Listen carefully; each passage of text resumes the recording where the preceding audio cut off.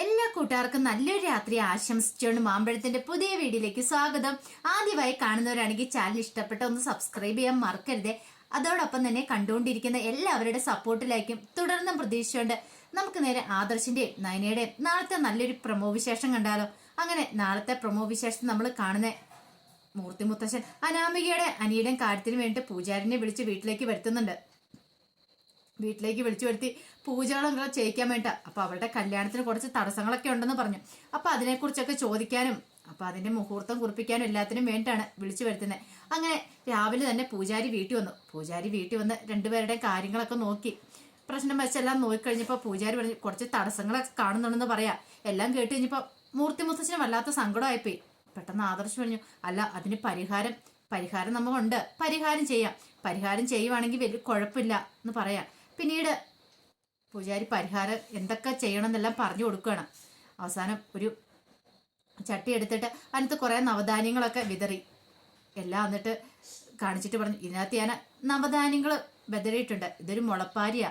ഈ മുളപ്പാരി ക്ഷേത്രത്തിലൊക്കെ മുളപ്പാരി മുളപ്പിച്ച് ക്ഷേത്രത്തിൽ ഉത്സവത്തിനൊക്കെ കൊണ്ടുവന്ന് കണ്ടില്ലേ, അപ്പൊ അതുപോലെ മുളപ്പാരിയാണ്. ഈ മുളപ്പാരി ഒരാഴ്ചക്കുള്ളിൽ ഇത് മുളയ്ക്കണം. ഇത് മൂടികെട്ടി ഇവിടെ തന്നെ വെക്കണം. ഈ മുറിക്കകത്തന്നെ പൂജാമുറി തന്നെ വെക്കണം. ഒരാഴ്ചക്കുള്ളിൽ ഇത് മുളയ്ക്കണമെന്ന് പറയാം. ഇനി അഥവാ ഇത് മുളച്ചില്ലെങ്കിൽ മുളയ്ക്കുവാണെങ്കിൽ കല്യാണം നല്ല മംഗളകരമായിട്ട് നടക്കും, കുഴപ്പമില്ല. ഇനിയിപ്പം മുളയ്ക്കാതെ പോയാലോ അല്ലെങ്കിൽ വേറെ എന്തെങ്കിലും സംഭവിച്ചാലോ ഈ കല്യാണം നടത്താതിരിക്കുന്നതായിരിക്കും നല്ലതെന്ന് പൂജാരി പറയാം. പെട്ടെന്ന് ഒരു നിമിഷം എല്ലാവരും വല്ലാത്തൊരു ബുദ്ധിമുട്ടുണ്ടായി.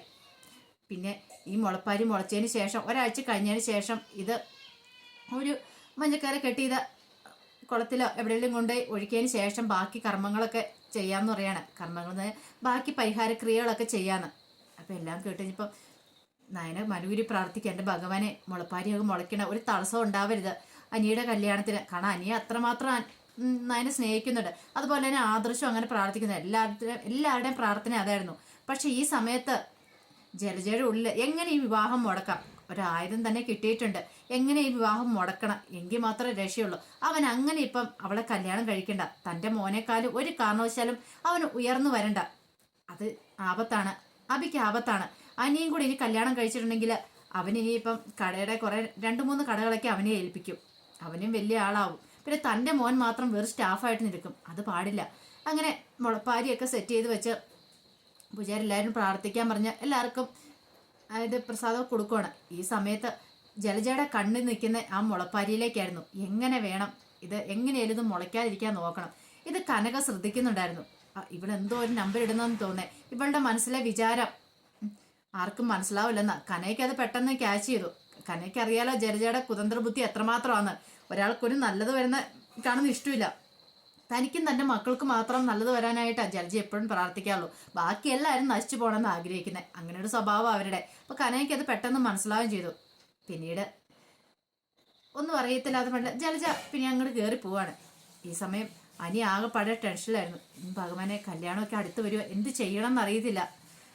നന്ദുവിനെ കുറിച്ചുള്ള ചിന്തകൾ ഓരോ ദിവസം ചെല്ലുന്നവരും മനസ്സ് കയറി വന്നുകൊണ്ടിരിക്കുക. ഇനിയിപ്പോൾ മുളപ്പാരി മുളയ്ക്കാതിരിക്കുമായിരുന്നെങ്കിൽ ഈ വിവാഹം മുടങ്ങിപ്പോയാനും. മുളയ്ക്കാതിരുന്നാൽ മതിയായിരുന്നു. അങ്ങനെയെങ്കിലും വിവാഹം മുടങ്ങുമല്ലോ.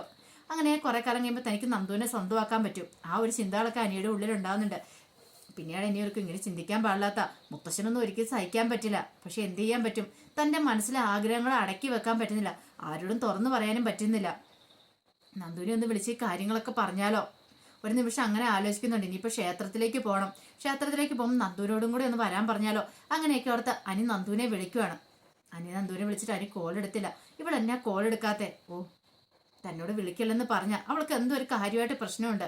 ഒന്നും അല്ലെങ്കിൽ ആരെങ്കിലും അവളെ ഉപദേശിച്ചിട്ടുണ്ടോ? ഇനി അവളുടെ അച്ഛനും അമ്മയൊക്കെ അറിഞ്ഞു കാണുമോ എന്തേലും? അങ്ങനെയൊന്നും ഉണ്ടാകാൻ വഴിയില്ല. അങ്ങനെയാണ് ആൻറ്റി തന്നോട് ഇങ്ങനെയൊന്നും ആയിരിക്കില്ല പ്രതികരിക്കുന്നത്. അങ്ങനെ അനി സമാധാനിക്കുകയാണ്. അങ്ങനെ രാത്രിയാകാൻ വേണ്ടി ജലജ കാത്തിരുന്നു. രാത്രിയായി കഴിഞ്ഞപ്പോൾ ജലജ എന്ത് ചെയ്യുക, പതുക്കെ മുറിയുന്ന പുറത്തിറങ്ങുക. എല്ലാവരും ഉറങ്ങിയെന്ന് ഉറപ്പ് വരുത്തി കഴിഞ്ഞപ്പോൾ നേരെ പൂജാമുറിയിലേക്ക് ചെല്ലുവാണ്. അപ്പോൾ കയ്യിലൊരു സ്പ്രേ ഒക്കെ ഉണ്ട് ഇരിപ്പം.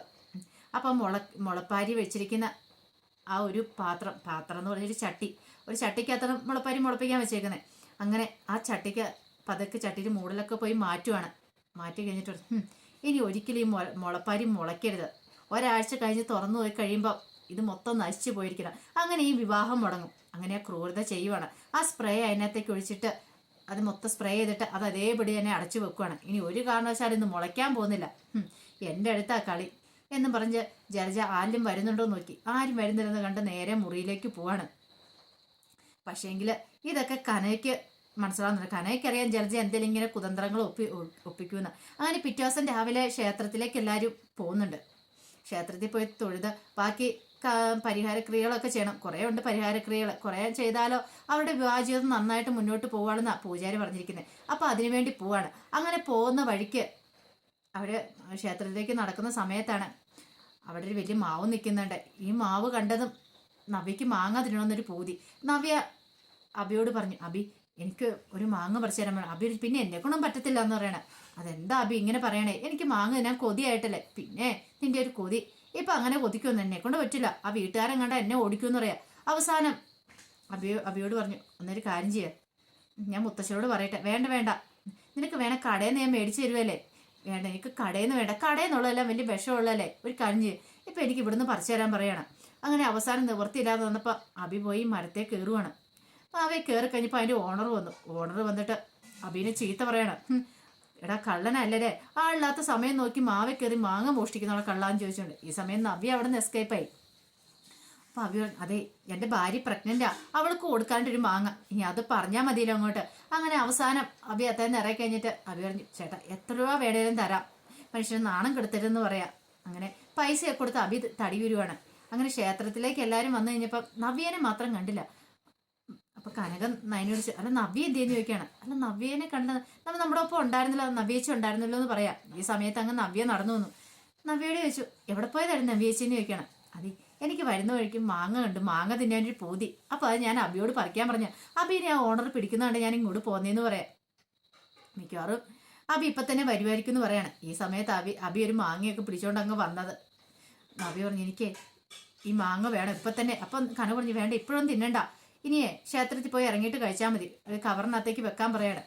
അങ്ങനെ കവറിനകത്തേക്ക് കൊടുക്കുക. ജലജയ്ക്ക് ഇതൊന്നും കൂടെ ഇഷ്ടപ്പെട്ടില്ല. അവളുടെ ഒരു പൂതി കണ്ടില്ലേ, തൻ്റെ പാവം മോന്. ഇവൾക്ക് ഈ ഗർഭിണി ആയ പിന്നെ തൻ്റെ മോനെ തന്നെ ഇട്ട് അവള് ഓരോ പണികൾ ചെയ്യിച്ചുകൊണ്ടിരിക്കുക. വല്ലാത്ത ക്രൂരത ചെയ്യിച്ചുകൊണ്ടിരിക്കുന്നത്. ഇവിടെ വയറ്റിൽ കിടക്കുന്ന കുഞ്ഞങ്ങോട് പോയാൽ മതിയായിരുന്നു, എങ്കിൽ തനിക്കൊരു സമാധാനം കിട്ടിയാലും തനിക്ക് മോന് സ്വസ്ഥതയോടെ ജീവിക്കായിരുന്നു. ഇവളെ വീട്ടിൽ നിന്ന് ഇറക്കി വിടായിരുന്നു. അങ്ങനെ ഒരു ചിന്ത ജലജയുടെ ഉള്ളിലുണ്ടായിരുന്നേ. പിന്നീട് ക്ഷേത്രത്തിനകത്തേക്ക് വന്നു കഴിഞ്ഞപ്പം തിരുമേനി പറഞ്ഞു, അതെ എല്ലാവരും പോയി തൊഴുത് പ്രാർത്ഥിച്ചിട്ട് വന്നോളൂ, പിന്നീട് നമുക്ക് പരിഹാരക്രിയകളൊക്കെ ചെയ്യാമെന്ന് പറയണം. അങ്ങനെ ദേവിയുടെ മുമ്പിൽ പോയിന്ന് നയന മറുപടി പ്രാർത്ഥിക്കും, എൻ്റെ ഭഗവാനെ അനിയുടെ വിവാഹത്തിന് ഒരു തടസ്സങ്ങളും ഉണ്ടാവരുത്, എല്ലാം മംഗളകരമായി നടക്കണേ, ഒരാപത്തുകളും ഉണ്ടാകാതെ. അതുപോലെ തന്നെ മുത്തശ്ശൻ്റെ ആരോഗ്യം, മുത്തശ്ശന് നല്ല ആരോഗ്യം കിട്ടാം. മുത്തശ്ശൻ എത്ര നാൾ ജീവിച്ചിരിക്കുന്നോ അത്രയും കാലം എനിക്ക് ഈ വീട്ടിൽ നിൽക്കാനുള്ള ഇതുള്ളൂ, അനുമതിയുള്ളൂ. അത് കഴിഞ്ഞാൽ ഞാൻ ഈ വീട്ടിൽ നിന്ന് ഇറങ്ങേണ്ടി വരും. മുത്തശ്ശൻ്റെ ആയുസിനൊന്നും സംഭവിക്കില്ലേ എന്നും പറഞ്ഞ് അതിനെ മയന ഒരുക്കി പ്രാർത്ഥിക്കുക. ജലജയുടെ ഉള്ളി അപ്പോൾ എങ്ങനെയാലും ഈ വിവാഹം മുടങ്ങണേന്ന് പറഞ്ഞാൽ ജലജ പ്രാർത്ഥിച്ചുകൊണ്ടിരിക്കണേ. പക്ഷെ കനകയോ ദൈവം നന്ദുവിൻ്റെ മനസ്സിൽ നിന്ന് അനിയനെ മാറ്റണം. ഈ വിവാഹം നടന്നാലോ തനിക്ക് കാര്യമുള്ളൂ. ഈ വിവാഹം എങ്ങനെ മുടങ്ങി പോയിട്ടുണ്ടെങ്കിൽ അതോടുകൂടി എല്ലാം തീരും. ഇനിയിപ്പോൾ നന്ദുവും അനിയും വീണ്ടും അടുക്കും. അങ്ങനെ ഒരു കാരണവശാലും സംഭവിക്കരുത്. അനാമികയായിട്ടുള്ള വിവാഹം എത്രയും പെട്ടെന്ന് നടക്കണം, ഒരു തടസ്സങ്ങളും കൂടാതെ. അങ്ങനെ കനകയും മനൂരി പ്രാർത്ഥിക്കുക. അങ്ങനെ പ്രാർത്ഥനയെല്ലാം കഴിഞ്ഞ് അവർ വന്ന് ഇന്ന് കഴിഞ്ഞപ്പോൾ തിരുമേനി പറഞ്ഞു, എന്നാൽ നമുക്ക് പരിഹാരക്രിയകൾ തുടങ്ങിയാലോ എന്ന് ചോദിക്കുക. പിന്നീട് തിരുമേനി പറഞ്ഞു, അതെ ഈ വാഴപ്പോളയ്ക്കകത്ത് തിരി കൊളുത്തി അത് ആ കുളത്തിൽ ഒഴുക്കണമെന്ന് പറയാം. കുളത്തിൽ ഒഴുക്കുന്ന സമയത്ത് അത് മറിഞ്ഞു പോവാനോ അല്ലെങ്കിൽ അത് കെടാനോ പാടില്ല. അങ്ങനെ വന്നിട്ടുണ്ടെങ്കിൽ അത് പ്രശ്നമാണെന്ന് പറയാണ്. അങ്ങനെ അവരെല്ലാവരും കൂടെ അങ്ങോട്ട് പോയി നിൽക്കുക. ഈ സമയത്ത് അനാമയുടെ അച്ഛനും അമ്മയും വന്നിരുന്നില്ല. പെട്ടെന്ന് ജാനകി ചോദിച്ചു, എന്താ നീ അവരിതിനായിട്ട് എത്തിയില്ലോ എന്ന് പറയാണ്. എന്താണെന്നറിയില്ല അമ്മേ, നീ ഒന്ന് വിളിച്ചു നോക്കാം അവരെന്നെ ഇത്ര സമയമായിട്ടും വരാത്തേന്ന് ചോദിക്കുക. ജലജ പറഞ്ഞു, ഇപ്പം വന്നതുവാ, നല്ല വരവ് വന്നതെന്ന് ജലജ പറയാം. കുറേ സമയമായിട്ടും വരുന്നില്ല. അപ്പം തിരുമേനി പറഞ്ഞു, പരിഹാരക്രിയകളൊക്കെ തുടങ്ങിയാലോ എന്ന് ചോദിക്കുകയാണ്. ഈ സമയമായിട്ടും അനാമികേനെയും അവരെയൊന്നും കണ്ടില്ല. അപ്പോൾ ആകെപ്പാട് ടെൻഷനായി ബാക്കി എല്ലാവർക്കും. ഇതന്നെ ഇത്ര സമയമായിട്ടും വരാത്തേന്ന് ഓർത്തിട്ട് പെട്ടെന്ന് ആദർശ് അനിയോട് പറഞ്ഞു, അനി നീ ഒന്ന് വിളിച്ചു നോക്കിയേ, എന്താ ഇതുവരെ വരാത്തേന്ന് ചോദിക്കുകയാണ്. അനിയുടെ മനസ്സിലാണ്ട് വരാതിരിക്കുവാണേ നല്ലത്. അങ്ങനെയാണ് രക്ഷപ്പെട്ടല്ലോ ഓർത്ത അനി ഇരിക്കുവാണ്.